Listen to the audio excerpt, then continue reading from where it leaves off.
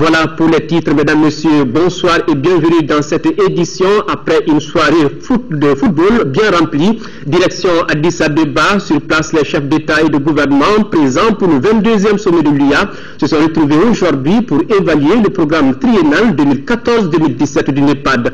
Rappelons que le comité d'orientation est dirigé par le Sénégal. Le compte rendu de cette session de travail avec nos envoyés spéciaux Aoui Touré, Ndeye Sissoko, Abdou Salam Bambara et Adama Kamara. Lancé en 2001 sous le leadership des anciens présidents Olusegun Obasanjo du Nigeria, Thabo Mbeki d'Afrique du Sud et de Abdoulaye Wade du Sénégal, le NEPAD, de nouveau partenariat pour l'Afrique, est à la croisée des chemins. Cette 30e session de son comité d'orientation ambitionne de faire adopter son plan d'action 2014-2017. Dans sa conception de base, le NEPAD vise une meilleure coordination des programmes socio-économiques du continent. Aujourd'hui, nos États, dira le président Macky Sall, se doivent de vaincre le déficit infrastructurel et se projeter sur le chemin de la croissance. Comme vous le savez, un des handicaps actuels du NEPAD réside dans la mobilisation de ressources pour la mise en œuvre de nos programmes. Je suis convaincu que le rapport sur la mobilisation des ressources permettra d'agir avec plus d'efficience dans ce domaine. Je me suis déjà engagé à mettre à profit ma présidence pour aider à mobiliser les financements innovants en mettant naturellement la priorité sur les ressources domestiques. Nous sommes tous engagés dans la voie de la transformation de l'Afrique avec l'appui de nos partenaires. Le Premier ministre éthiopien, aujourd'hui président de l'Union africaine, a lui partagé son optimisme quant à une réelle transformation socio-économique du continent. L'Afrique est dans un élan de prise de destin, dans un jeu de partenariat gagnant-gagnant. Comme il fallait s'y attendre, la présidente de la commission de l'UA a plaidé, elle, en faveur du rôle des femmes dans la chaîne avec un plus grand accès à la terre, à l'eau et au crédit bancaire. Le président de la République, Ibrahim Boubacar Keïta, a dit toute sa fierté de voir aujourd'hui les dirigeants africains se réunir autour des questions de développement. Il est heureux que chaque année, l'an révolu, nous nous retrouvions ici en Addis Abeba ou ailleurs pour parler des grandes questions africaines. Nous avons également nos organismes d'intégration sous-régionaux. Tout cela est très bien, mais ça se passe souvent au niveau des chefs d'État et des hommes d'État. Que les peuples également aussi puissent se rencontrer, échanger, je crois que ce sera très bien pour l'Afrique. Je ne connais aucun grand pays au monde, aucun grand ensemble humain qui ne soit développé en étant cloisonné. Le NEPAD, dont l'objectif est de cloisonnement de l'Afrique, l'ouverture de l'Afrique à elle-même et au reste du monde, est une très très bonne initiative et elle est bien conduite. J'engage également nos équipes nationales, le point focal malien notamment, à toujours donner encore de l'énergie pour que le NEPAD devienne très rapidement une réalité concrète en ouvrant l'Afrique aux échanges mondiaux et intra-africains. Ce 30e sommet du NEPAD a vécu et Malabo en Guinée équatoriale a été choisi pour abriter le prochain sommet. Dans l'après-midi, les chefs d'État et de gouvernement se sont retrouvés pour le 20e sommet du MAEP, mécanisme africain d'évaluation par les pairs, avec comme ordre du jour l'examen du rapport d'étape sur la mise en œuvre des programmes d'action. Le Bénin et le Mozambique ont présenté les rapports. Le sommet a enregistré l'adhésion de la Côte d'Ivoire, du Cap-Vert et de la Guinée équatoriale. Voilà, vous voyez sur ces images, dans l'après-midi, les chefs d'État et de gouvernement se sont retrouvés pour le 20e sommet du MAEP, mécanisme africain d'évaluation par les pairs, avec comme ordre du jour l'examen du rapport d'étape sur la mise en œuvre des programmes d'action. Il faut rappeler que le Bénin et le Mozambique ont présenté les rapports. Le sommet a enregistré l'adhésion de la Côte d'Ivoire, du Cap-Vert et de la Guinée équatoriale.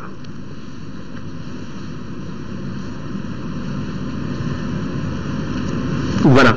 Toujours à Addis Abeba, à marge du sommet des chefs d'État et de gouvernement qui s'ouvre demain, Une rencontre réunira vendredi les premières dames d'Afrique autour de la lutte contre le VIH-Sida. L'épouse du président de la République, Keïta Aminata Maïga, et ses sœurs feront le point des acquis de leur organisation en matière de lutte contre la maladie pour trouver de nouvelles stratégies à mettre en place pour aider les acteurs à lutter de façon plus efficace. En prélude à cette rencontre, nos envoyés spéciaux, Nessi Soko, Aoué Touré, Adama Kamara et Abdul Salam Bambara reviennent sur l'importance de cette rencontre des premières dames. Suivez ce reportage. La santé a toujours occupé une place importante dans les travaux du sommet de l'Union africaine, plus particulièrement la lutte contre le VIH-Sida. Pour trouver des stratégies efficaces dans cette lutte de longue haleine, depuis plusieurs années, une place de choix est accordée à l'Organisation des Premières Dames d'Afrique contre le VIH-Sida, OPEDAS, créée en 2002. En effet, les Premières Dames participent chaque année à leur façon au sommet de l'Union africaine. Et en conscience de l'importance de leur rôle dans la société, elles se sont données pour défi de vaincre le sida pour améliorer la santé encore fragile des populations. Malgré une politique engagée des États africains dans la lutte contre le VIH-Sida, le continent reste encore la région la plus touchée par la pandémie. Selon l'OMS, plus de la moitié des personnes vivant avec le VIH dans le monde résident en Afrique. L'implication des Premières Dames est donc nécessaire. À travers leur organisation, elles devront donc insuffler une nouvelle dynamique au sein des campagnes de prévention dans leurs pays respectifs. Le défi est donc très important pour l'épouse du président de la République, Keïta Aminata Maïga, et ses sœurs, qui auront pour mission d'unir leurs efforts pour agir d'une seule voix dans la lutte contre le VIH-Sida pour atteindre zéro nouvelle infection, zéro décès lié au VIH-Sida. Rappelons que la présidente en exercice de l'Organisation des Premières Dames d'Afrique contre le VIH-Sida est Mme Inda Déby Itno, Première Dame du Tchad. Ici à Bamako, le conseil de cabinet s'est réuni ce mercredi 29 janvier 2014 dans la salle de conférence de la primature sous la présidence du Premier ministre chef du gouvernement Oumar Tatamli. Au cours de cette réunion, le conseil de cabinet a examiné un projet de texte et entendu des communications. Au chapitre des mesures réglementaires, au titre de la primature, sur rapport du Premier ministre chef de gouvernement, le Conseil de cabinet a examiné un projet de loi portant principes fondamentaux de la création, de l'organisation et de la gestion du contrôle des services publics. Les principes fondamentaux de la création, de l'organisation, de la gestion et du contrôle des services publics sont régis par la loi numéro 94-009 du 22 mars 1994. Après plus d'une décennie d'application, il est apparu nécessaire de procéder à la relecture de la loi du 22 mars 1994, d'une part pour prendre en compte certaines préoccupations liées à l'évolution de l'environnement institutionnel et d'autre part pour apporter des précisions à certaines de ces dispositions.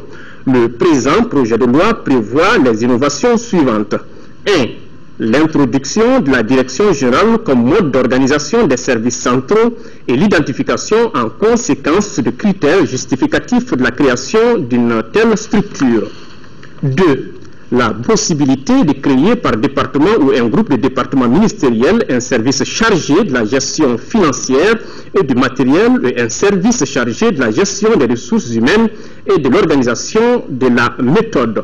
3. L'extension des missions des services de la superstructure à la police des structures, à l'évaluation et à la révision des politiques publiques, à la définition et à la mise en œuvre de la stratégie de contrôle interne. 4. La précision des différences existant entre le service rattaché à durée déterminée et le service rattaché dont la durée est indéterminée. 5. L'introduction de l'établissement public à caractère social pour y classer les organismes de gestion des régimes de sécurité sociale et de promotion de l'emploi dont les spécificités sont gérées jusqu'ici dans le cadre de l'exception au texte des EPA. 6. La précision des modalités d'occupation des emplois politiques par les personnes non fonctionnaires. 7. L'introduction du respect du principe de l'adéquation entre le profil et le poste et le principe d'égalité, d'équité et de transparence conformément à la charte africaine des valeurs et principes du service public dans les nominations aux emplois administratifs supérieurs. 8. renvoie à un décret pris en Conseil des ministres de la détermination des niveaux d'emploi dans les services publics et les exigences minimales et termes de catégorie et de grade pour les occuper. 9. Enfin, la prise en compte des autorités administratives indépendantes dans la typologie des services publics en tant qu'organisme administratif agissant au nom de l'État. Le Conseil de cabinet a procédé à des échanges sur les innovations proposées et recommandé la prise en compte des préoccupations exprimées.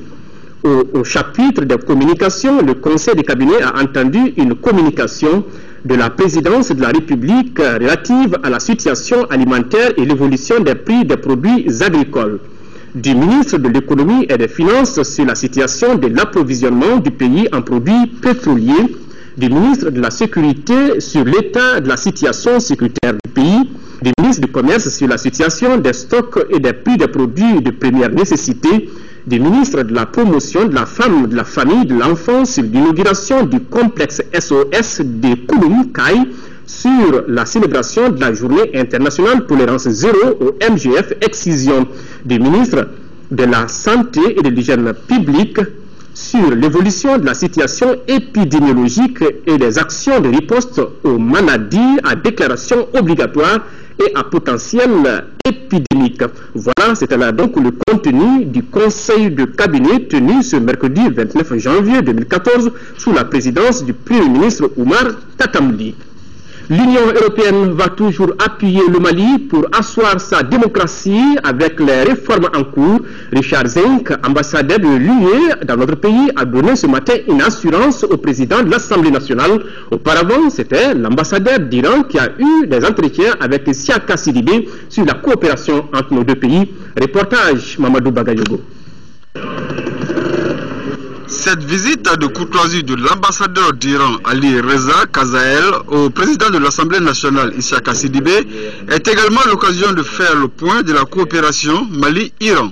Bilateral relation of both parliament. Avec le président de l'Assemblée nationale, nous avons discuté de la coopération entre les deux pays et les voies et moyens pour pouvoir renforcer cette coopération entre les deux pays frères. Les deux pays entretiennent de très bons rapports, une coopération vraiment fructueuse et que cela doit être du point de vue de tous les Maliens et de tous les Iraniens aussi. Nous avons discuté de beaucoup de choses et j'ai l'espoir que l'avenir sera vraiment radieux pour les deux pays. Future will be fruitful. Avec les élections législatives, le Mali signe son retour dans le concert des nations. L'Union européenne, qui a été toujours présente pour le Mali, lui réaffirme aujourd'hui encore son soutien indéfectible. Le président vient d'être élu par les parlementaires, donc c'est une visite de courtoisie, de connaissance, et aussi voir comment on peut travailler ensemble dans les années à venir, de voir les blancs de l'Assemblée nationale, et aussi quel rôle nous on peut faire pour aider à cette démocratie malienne, au processus de réforme qui s'annonce, et on est prêt à faire ça comme on a fait aussi avant. L'atelier sur les journées d'information et de sensibilisation sur l'obtention du permis de construire a débuté ce matin à Bamako. Durant 2 jours, les participants vont échanger sur 4 axes stratégiques, parmi lesquels l'approfondissement des réformes, la modernisation des structures et la simplification des procédures. Moussa Fani. La présentation du document relatif à la modernisation des procédures de délivrance du permis de construire, l'amélioration de la pratique des affaires, indicateurs d'obtention du permis de construire sont entre autres les points inscrits à l'ordre du jour de cette rencontre. L'atelier devra permettre de doter notre pays d'un document simplifiant les procédures administratives et moderniser les services publics. Le document en question doit également contribuer à améliorer le climat des affaires au Mali. Cette rencontre, déjà, ça va nous permettre de préciser tout le travail sur les réformes que nous avons effectuées depuis 2009 sur le permis de construire, pour faciliter l'obtention du permis de construire. Donc, au-delà de cet état des lieux, nous allons échanger sur les nouveaux projets en cours, qui sont les projets d'informatisation et de modernisation du circuit d'obtention du permis de construire. Les entreprises maliennes et même les individus se trouvent souvent découragés par les lourdeurs des procédures administratives ayant comme répercussion de rallonger les délais lors de la délivrance des permis de construire. Il est tout aussi heureux que la question du permis de construire soit en bonne place lors de la dernière réunion du comité mixte de suivi des réformes État-secteur privé tenue en décembre dernier sous la présidence du Premier ministre. Dans ce sens, la réforme des textes et des procédures régissant le permis de construire et la tenue du présent atelier sont des actions louables, salutaires et allant dans le sens de la vision de son Excellence Monsieur le Président de la République Ibrahim Boubacar Keïta de placer notre pays sur la voie du développement et de la croissance économique. Prennent part à cet atelier la société civile, les services de l'administration et les partenaires techniques et financiers. Je vous le disais en titre, les entrepreneurs français sont intéressés par le potentiel agricole du Mali. 14 chefs d'entreprise françaises sont en visite dans notre pays pour explorer les domaines de coopération. Les partenaires français entendent travailler avec les homologues maliens sur l'industrialisation de l'agriculture malienne. Le chef de la délégation des entrepreneurs français a animé ce matin un point de presse pour tirer le premier bilan de cette visite au Mali, compte rendu Bourama Traoré. Le potentiel agricole du Mali séduit les entrepreneurs français. Pays d'élevage par excellence avec des dizaines de millions de bovins et de caprins, le Mali dispose également de plus de 2 millions d'hectares de terres aménageables. Seulement 300 000 hectares ont été mis en valeur selon le département du développement rural. Principale explication, l'absence de véritables unités de transformation des productions agricoles. Quand je prends 2012, nous avons produit 6 674 000 tonnes de céréales. Et quand nous faisons le calcul de la consommation, on est à 3 millions et quelques pour la consommation du pays, mais le reste, c'est un excédent, il faut transformer. J'ai le sorgho, pourquoi on ne transforme pas le sorgho? Pourquoi on ne transforme pas le blé? Pourquoi on ne transforme pas le maïs? C'est pas transformé. Quand nous allons dans le secteur de l'élevage, on ne dispose pas d'abattoirs aux normes aujourd'hui. En tant que tel, on en a besoin. Il faut transformer le lait. Il faut transformer les pots de cuir, la pomme de terre, les légumes sont là, à Sikasso, on en produit les mangues. Nous avons dit maintenant que ça suffit, il faut y aller. Aller vers l'industrialisation de l'agriculture malienne. Sur ce dossier, les entrepreneurs français ont eu des échanges avec les responsables du département de tutelle. Une rencontre assortie d'engagements concrets.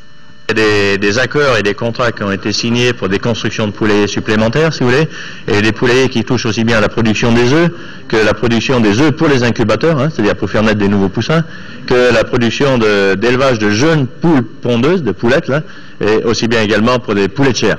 Donc si vous voulez, ça c'est parti, ça marche. Pour que ça marche davantage, la valorisation des productions agricoles s'avère nécessaire. Celle-ci passe naturellement par l'installation de certaines unités industrielles. De quoi intéresser les entrepreneurs français. Il y a d'autres choses qui sont mises en place également pour irriguer encore d'autres secteurs. D'autres secteurs, il y a l'eau du Niger. Le Niger, c'est une rivière plus grande que les rivières qu'on a chez nous en France. Donc il y a de l'eau disponible ici. Donc ça s'est mis en place également. Et il y a également d'autres opérations qui sont mises en place dans la sécurité alimentaire et alimentation des animaux. Et tout dernièrement, il y a une grande discussion, si vous voulez, au niveau des fruits et des mangues. Des fruits, des mangues et des pommes de terre. Donc où il faut une chaîne de froid, si on veut, pour éviter ces pertes de mangues en fin de saison. Il y a des mangues qu'on pourrait stocker, réfrigérer ou transformer. Au total, 14 chefs d'entreprise effectuent cette mission d'exploration au Mali. Le but est d'aider notre pays à tirer profit de son potentiel agricole. Oui, ces potentialités donnent des idées. Le ministre malien de l'extérieur, Abdraman Silla, et l'ONG italienne Silvpo 2000 ont procédé lundi dernier à la signature d'un accord de partenariat dont l'objectif est la réduction de l'immigration au Mali à travers le renforcement des activités productives de la ferme Agro-Sahel et la construction d'une unité de transformation des produits agricoles dans la région de Caille.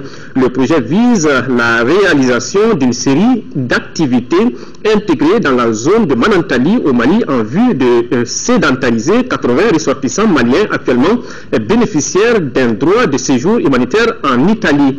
Au terme de leur séjour, le groupe cible sera rapatrié par les autorités italiennes. Alors donc l'ONG Silvpo 2000 s'est fortement engagée à réaliser une ferme agricole. Une unité de transformation des produits de la dite ferme est un centre de formation destiné à qualifier les exploitants. Le coût global du projet s'élève à plus d'1 milliard de francs CFA. La 21e session du conseil d'administration du Centre national de transfusion sanguine s'est tenue aujourd'hui. Entre autres sujets à l'ordre du jour, l'examen des recommandations de la 20e session et l'adoption du projet du plan opérationnel et du budget 2014, compte rendu Rachel Tessougué. Le budget 2014 du Centre national de transfusion sanguine s'élève à plus de 800 millions de francs CFA. Au cours de l'année, le CNTS entend renforcer la réglementation des activités de transfusion, améliorer les ressources propres, acquérir des sites pour 2 centres régionaux et pour l'association des donneurs bénévoles de sang. Ce plan de travail annuel ambitieux prévoit l'acquisition de divers équipements pour améliorer la couverture du pays en produits sanguins labiles et pour améliorer les conditions de travail des agents, le recrutement de nouveaux agents, l'extension du réseau transfusionnel national et diverses formations au profit du personnel. En 2013, le CNTS a été limité dans ses activités à cause des difficultés rencontrées. La diminution des ressources financières, le faible niveau des activités transfusionnelles dans les 3 régions du Nord depuis mars 2012, l'insuffisance du personnel, notamment d'agents d'accueil, de techniciens et de communicateurs, la rupture de stock de poches doubles, l'inadaptation des locaux et l'endommagement de nombreux équipements de la chaîne du froid suite à un survoltage du courant électrique. Le Centre national de transfusion sanguine a pour mission de collecter, d'analyser et de conserver le sang humain. Ce sang sera ensuite distribué aux établissements sanitaires ainsi qu'aux particuliers. Le comité syndical de l'Institut de formation en sciences de la santé a décidé de suspendre son mot d'heure de grève initialement prévu pour les 30 et 31 janvier 2014. Son secrétaire aux revendications, Ibrahim Oumarou Touré, invite tous les agents à reprendre le travail demain jeudi. Nous l'écoutons des propos recueillis par Fatoumata Kone. Le comité syndical de l'Institut national de formation en sciences de la santé de Bamako et annexe en région informe tous les travailleurs du dit établissement que le mot d'ordre de grève de 48 heures initialement prévu pour les jeudis 30 et vendredi 31 janvier 2014 est suspendu. À cet effet, il invite tous les camarades travailleurs de l'Institut national de formation en sciences de la santé de Bamako et les annexes en région à prendre toutes les dispositions pour assurer le bon fonctionnement du service. L'objectif de la suspension est qu'un accord est intervenu à toutes les doléances présentées à la réunion de conciliation tenue le 28 janvier 2014 au ministère de la Santé et de l'Hygiène publique. Le comité sait compter sur votre engagement militant. Fait à Bamako le 29 janvier 2014, le comité syndical de l'Institut national de formation en sciences de la santé. Culture à présent au Mali, les bibliothèques sont peu fréquentées. Qu'est-ce qui est à l'origine de cette situation? Pour en savoir davantage, notre reporter Moussa Fane a fait un tour à la Bibliothèque nationale. Suivons son reportage.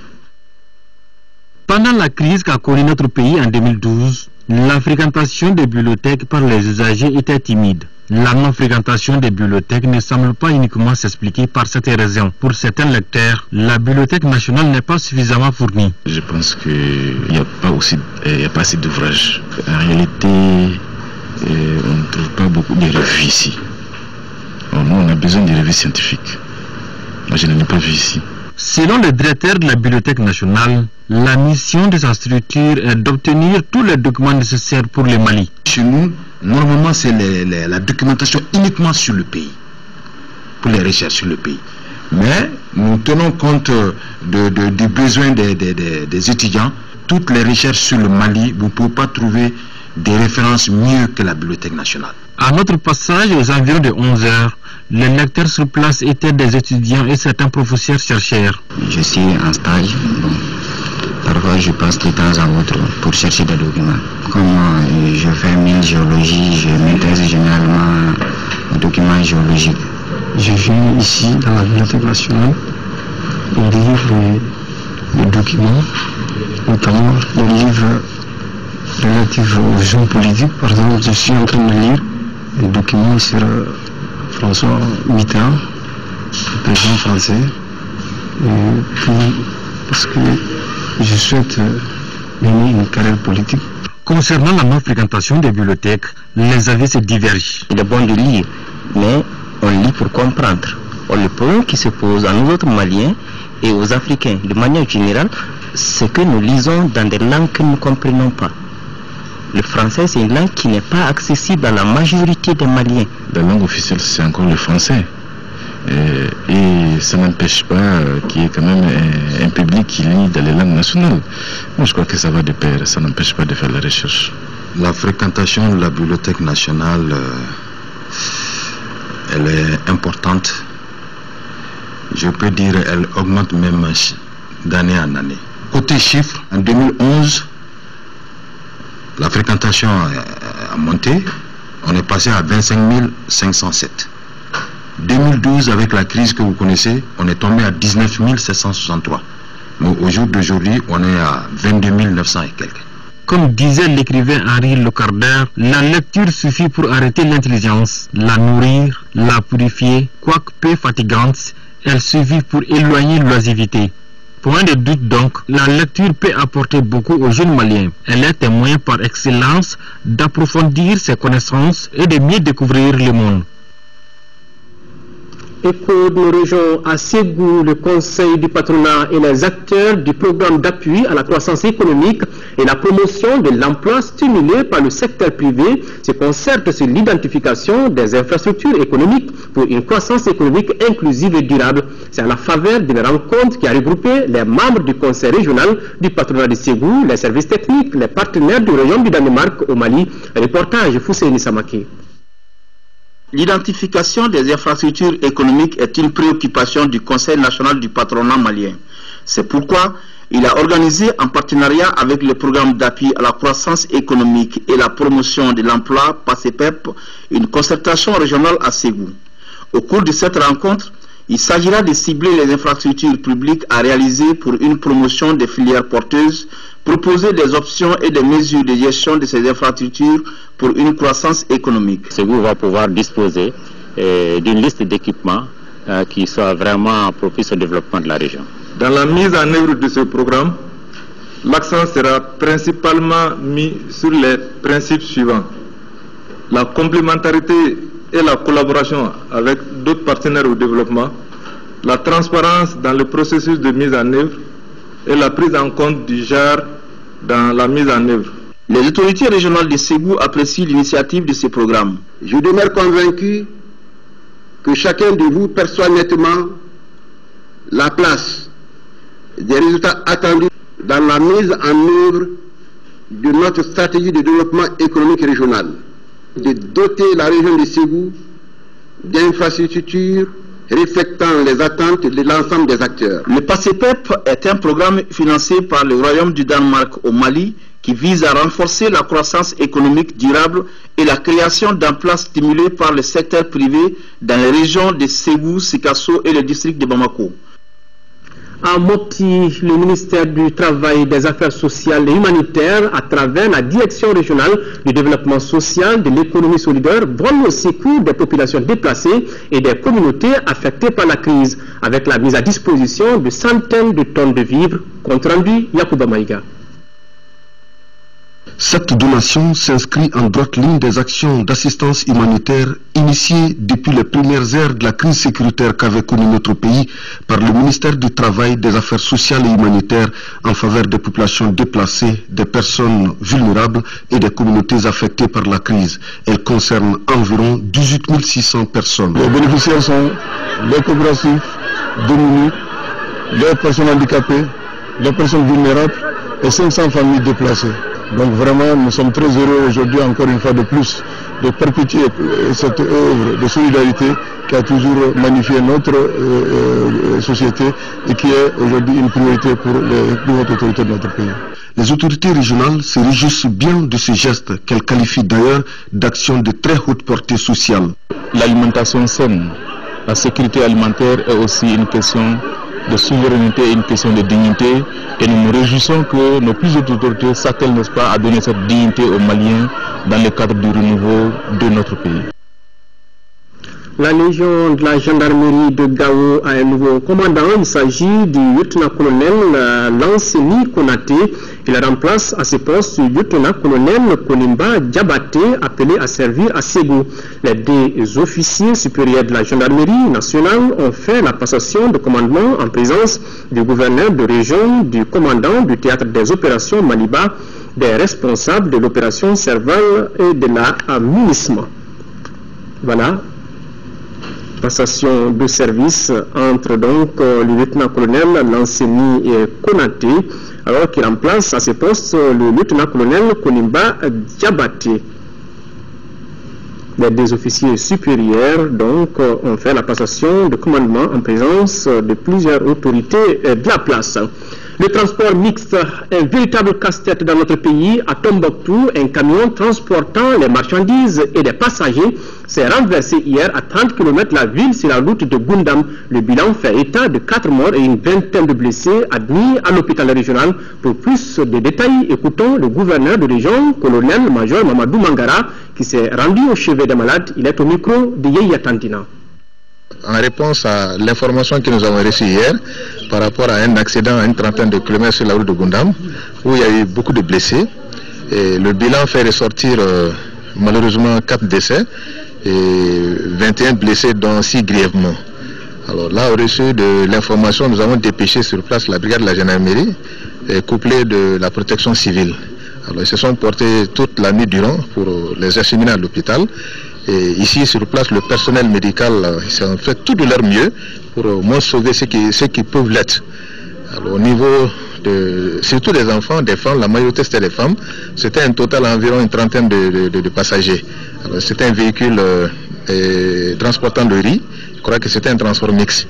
Mais en réalité, c'est l'état de la route de Gundam qui est pratiquement à revoir pour limiter un peu les dégâts du genre. D'accord, nous sommes sur les chemins de route. Mais il faut aussi quand même être prudent, parce que surtout si on a des personnes à bord, il faut observer les règles qui sont aussi applicables non seulement pour eux-mêmes, mais pour les gens qui sont à bord. La vie humaine, elle est irremplaçable. Bon, on peut réparer un véhicule, certes, mais quand un homme perd sa vie, on ne peut plus faire revenir.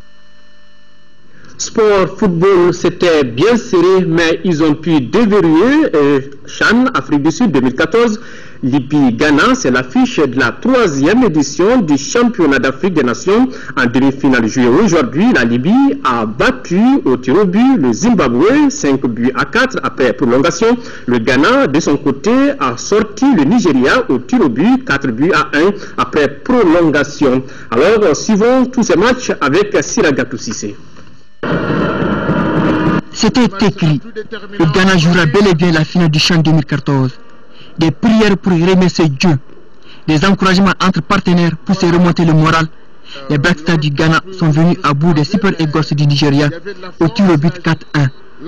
Le score était de 0-0 à l'issue du temps réglementaire et des prolongations. 5 ans après, le Ghana retrouve la finale. Samedi prochain, le Ghana croisera à Cape Town la Libye. Les Libyens en liesse ont eu raison des Zimbabwéens au tir au but 5-4 après 2 séries. À l'issue du temps réglementaire et des prolongations, le score était de 0-0. La Libye s'invite en finale du CHAN 2014. Pour voir les Libyens dans le dernier virage d'une compétition majeure, il faut remonter à la finale de la CAN 1982. Voilà, c'est la fin de cette édition.